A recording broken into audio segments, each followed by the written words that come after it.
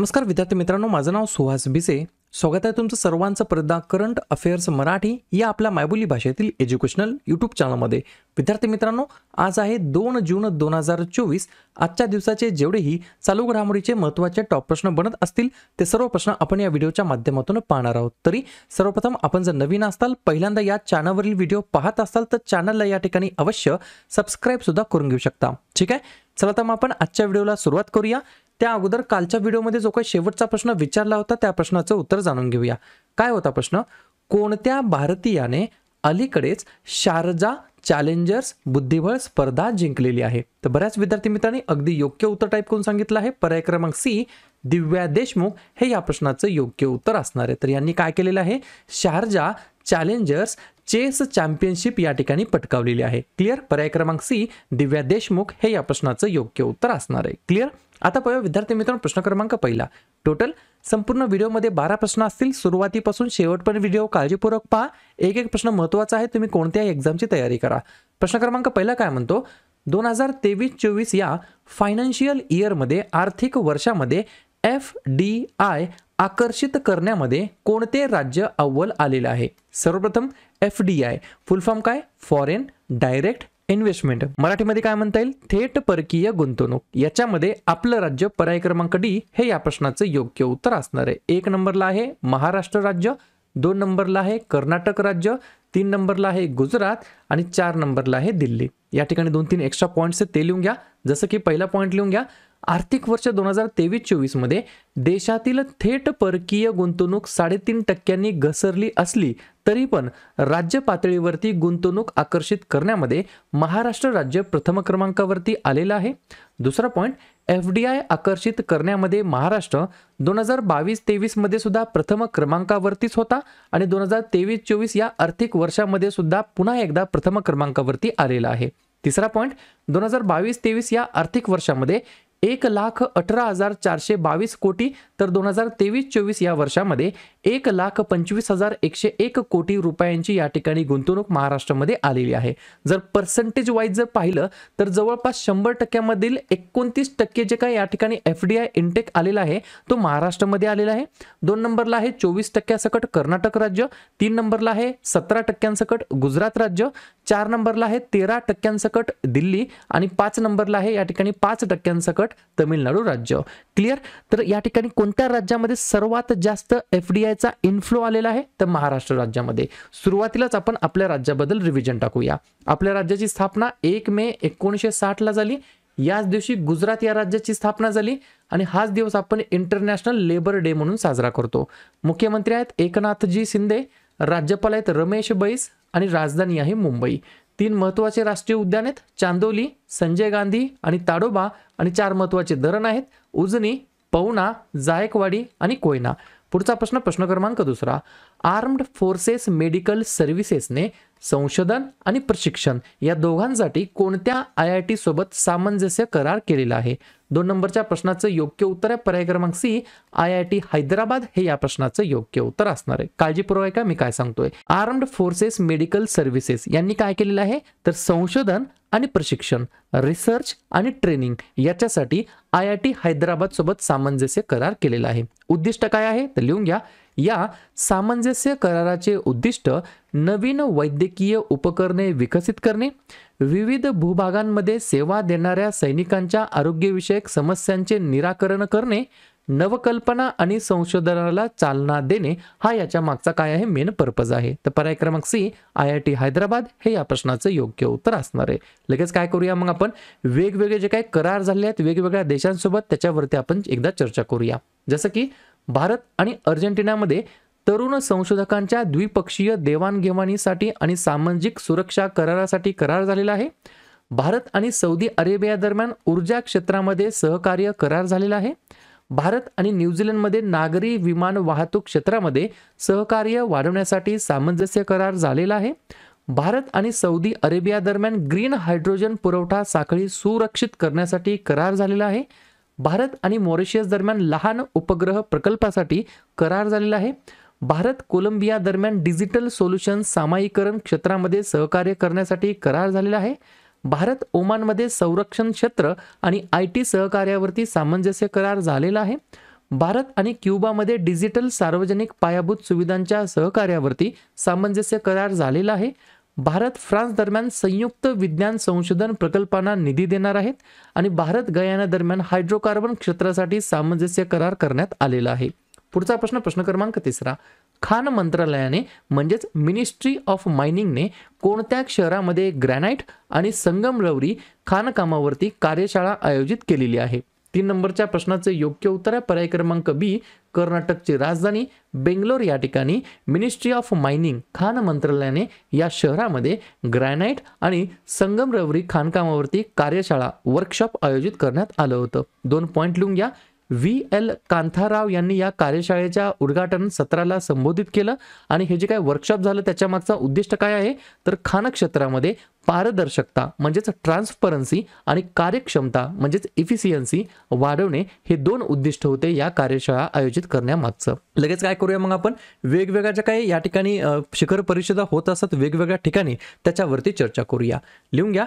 G20चं 18वं या ठिकाणी परिषद झालं 2023 मध्ये आपल्या प्यारा भारतामध्ये. ब्रिक्सचं 15वं समिट झालं 2023 मध्ये दक्षिण आफ्रिका या ठिकाणी. G7चं 49वं समिट झालं 2023 मध्ये जपान या ठिकाणी. SCOचं 23वं समिट झालं 2023 मध्ये भारतामध्ये. एशियनचं 42वं समिट झालं 2023 मध्ये इंडोनेशिया या ठिकाणी.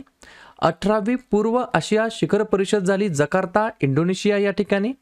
ग्लोबल स्किल्स समिटची 14वी आवृत्ती आयोजित करण्यात आली होती नवी दिल्लीमध्ये. AI सुरक्षेवरती प्रथम जागतिक नेत्यांची शिखर परिषद संपन्न झाली इंग्लंडमध्ये. आणि राष्ट्रीय मानवाधिकार संस्थांची 14वी आंतरराष्ट्रीय परिषद झाली कोपनहेगन डेन्मार्क या ठिकाणी. पुढचा प्रश्न क्रमांक 4. स्मार्टफोन ही भारतासाठी एक प्रमुख निर्यात वस्तू बनलेली आहे जी आता 42% वाढीसह टिंबटिंब क्रमांकाची निर्यात वस्तू म्हणून रँक करत आहे. 4थ्या नंबरच्या प्रश्नाचं योग्य उत्तर आहे पर्याय क्रमांक ए 4थ्या क्रमांकाची. तर स्मार्टफोन 42% वाढीसह 4थ्या क्रमांकाची निर्यात वस्तू म्हणजेच काय म्हणता येईल या ठिकाणी आयात करणे म्हणजे इम्पोर्ट करणे, निर्यात करणे म्हणजे एक्सपोर्ट करणे म्हणून या ठिकाणी ही रँक करत आहे. फायनान्शियल इयर 24 मध्ये 15.6 अब्ज USD एवढ्यापर्यंत या ठिकाणी ही एक्सपोर्ट जाऊन पोहोचलेला आहे.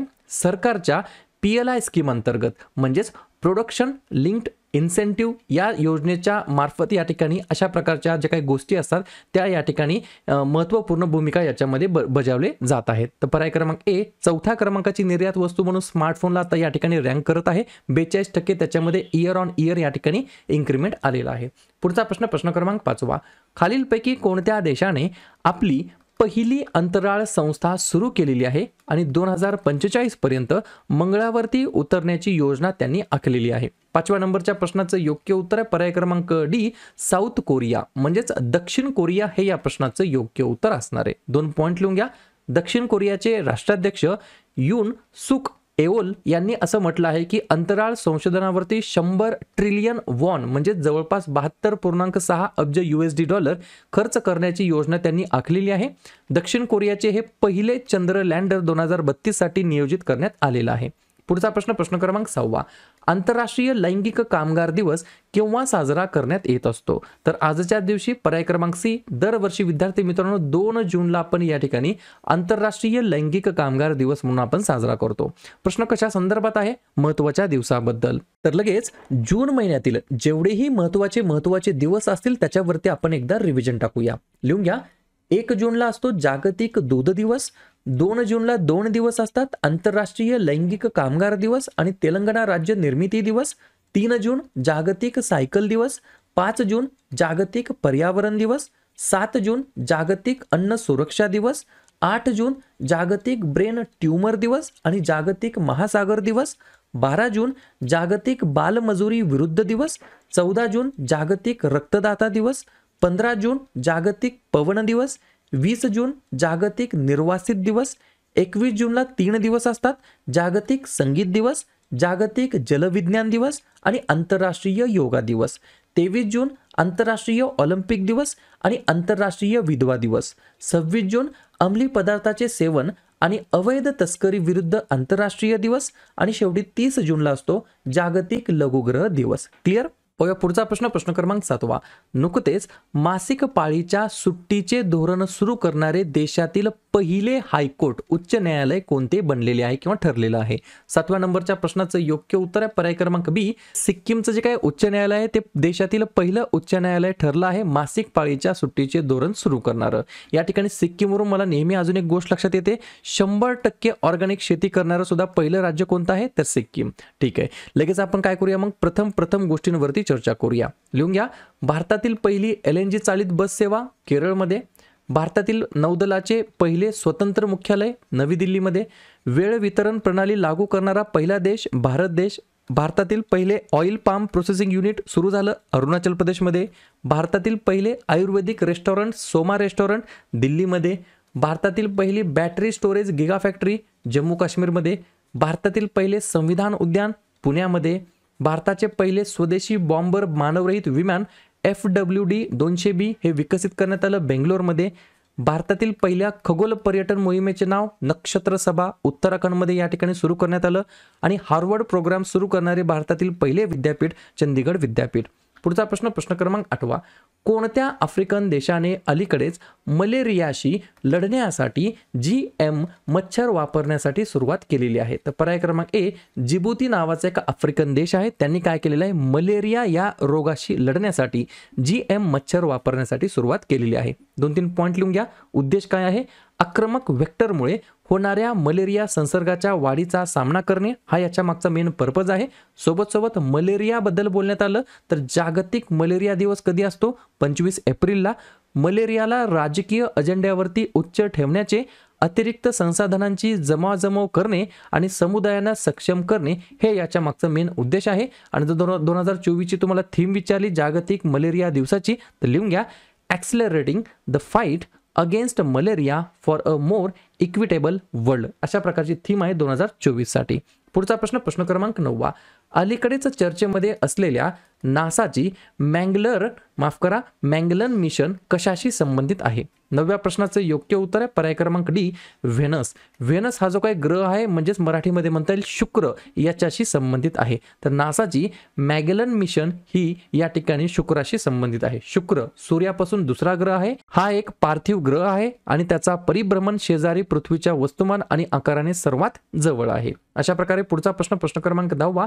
टाइम मॅगझिनच्या जगातील 100 सर्वात प्रभावशाली कंपन्यांमध्ये अलीकडेच कोणत्या कंपन्यांचा समावेश झालेला आहे? तर पर्याय क्रमांक D. All of the above वरील सर्व हे या प्रश्नाचं योग्य उत्तर असणार आहे. तर टाइम मॅगझिनचे हे जे काय 100 सर्वात प्रभावशाली कंपन्यांची यादी आहे त्याच्यामध्ये पर्याय क्रमांक ए रिलायन्स ग्रुपचा समावेश आहे. पर्याय क्रमांक बी टाटा ग्रुपचा समावेश आहे. आणि पर्याय क्रमांक सी सिरम इन्स्टिट्यूटचा देखील समावेश आहे. अशा प्रकारे पुढचा प्रश्न, प्रश्न क्रमांक 11वा. डोनाल्ड ट्रम्प हे गुन्ह्यासाठी दोषी ठरलेले टिंबटिंब अमेरिकेचे माजी राष्ट्राध्यक्ष बनलेले आहेत. 11व्या नंबरच्या प्रश्नाचं योग्य उत्तर आहे पर्याय क्रमांक बी.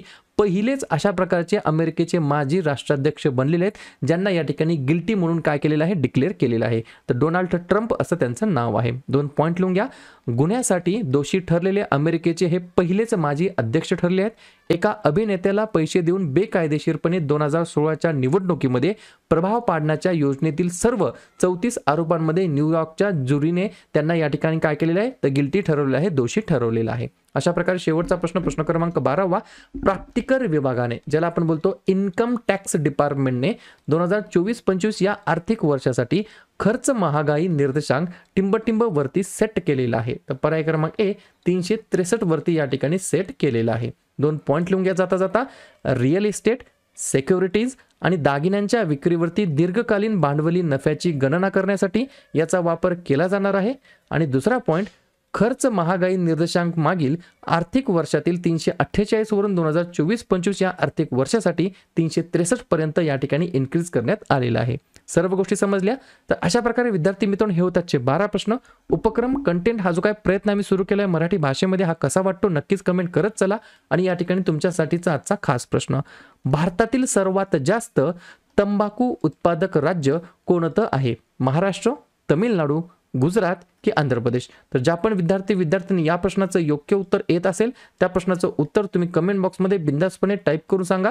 या प्रश्नाचं उत्तर चुकू द्या, बरोबर येऊ द्या, काहीच हरकत नाही, परंतु ट्राय करणं, प्रयत्न करणं हे सर्वात जास्त महत्त्वाचं आहे. आणि दुसऱ्या दिवशी येऊन आपण दिलेल्या प्रश्नाचं उत्तर हे बरोबर आले की चुकलं हे दुसऱ्या दिवशी येऊन चेक करणं, तपासणं हे देखील तितकंच जास्त महत्त्वाचं सुद्धा असणार आहे.